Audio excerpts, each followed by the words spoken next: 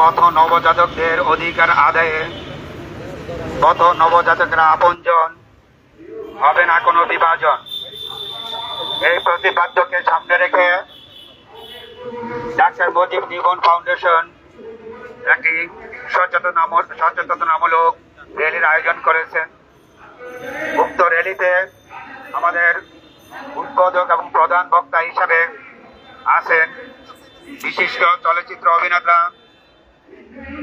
এফডিসির সাবেক পরিচালক, সাবেক সভাপতি এবং নিরাপদ সড়ক চাই আন্দোলনের পথিকৃৎ জনাব ইলিয়াস কাঞ্চন সাহেব।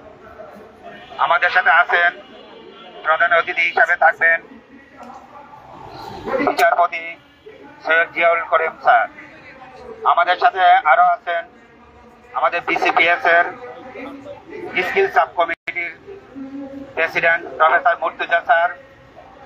আছেন আমাদের সাথে deputy attorney general Humayun Kabir Manju সাহেব এবং আমাদের সাথে আরো আছেন বিশিষ্ট সাংবাদিক এস.এম. সাখাওয়াত হোসেন। আমাদের উদ্দেশ্য আসলে একটাই, সরকারের কাছে চাওয়া একটাই, এই পথ নবজাতকরা আমাদের পরিবারের অংশ, ওদেরকে পরিবারে স্থান দিতে হবে। রাস্তাঘাটে নর্দমায় পাট খেতে ধান খেতে তাদেরকে ফেলে দেওয়া যাবে না। এই অবস্থা থেকে উত্তরণ পাওয়ার জন্য সরকারের কাছে আমাদের মূল তিনটি দাবি। নাম্বার 1, যে বাংলাদেশে একটি যদি নবজাতক নিউবর্ন হাব তৈরি করা যায়, তাহলে তাদের পরিচয় গোপন রেখে যে বা যারা আছেন এই বাচ্চাটাকে সুচিকিৎসার স্বার্থে রেখে যেতে পারবেন। সেই ক্ষেত্রে এই নবজাতক শিশুটি পৃথিবীর আলোর মুখ দেখবে এবং মাতৃ স্নেহে বেঁচে থাকবে।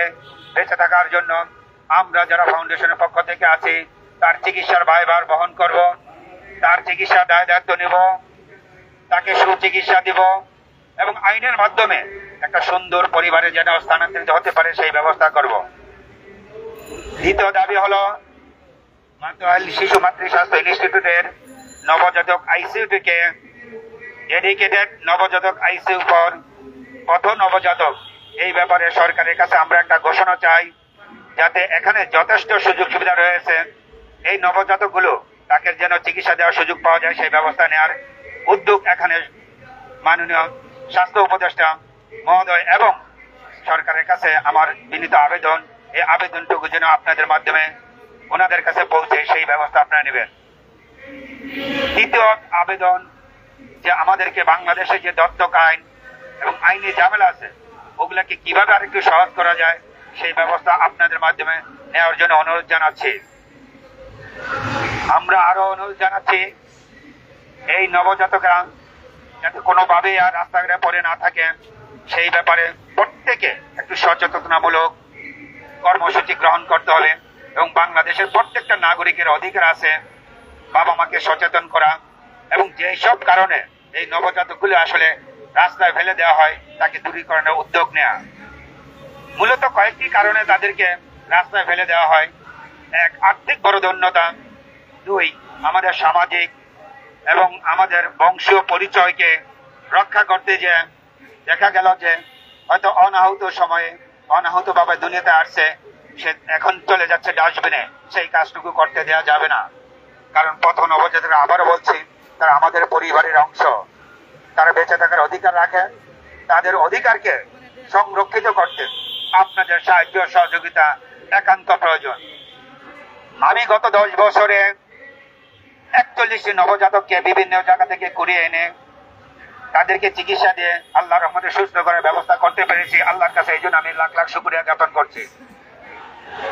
সাথে সাথে তাদেরকে বিভিন্ন জায়গায় ভালো পরিবেশে তাদেরকে প্লেস করা গেছে অনেকেই, সেটা আরেকটা আল্লাহর কাছে শুকরিয়ার বিষয়। আপনারা যদি এই ব্যাপারে সচেতন হন, আপনারা যদি সরকারের কাছে এই দাবিটুকু তোলেন, তাহলে নিশ্চয়ই এই নবজাতকেরা আর পথে থাকবেন না। তারা আমার মতো বাসায় থাকবে, মায়ের কোলে বড় হবে, মায়ের আদর স্নেহে বড় হবে। এই প্রত্যাশা আপনাদের সবার কাছে রেখে আমি আজকের মতো এখানে শেষ করছি। আল্লাহ হাফেজ।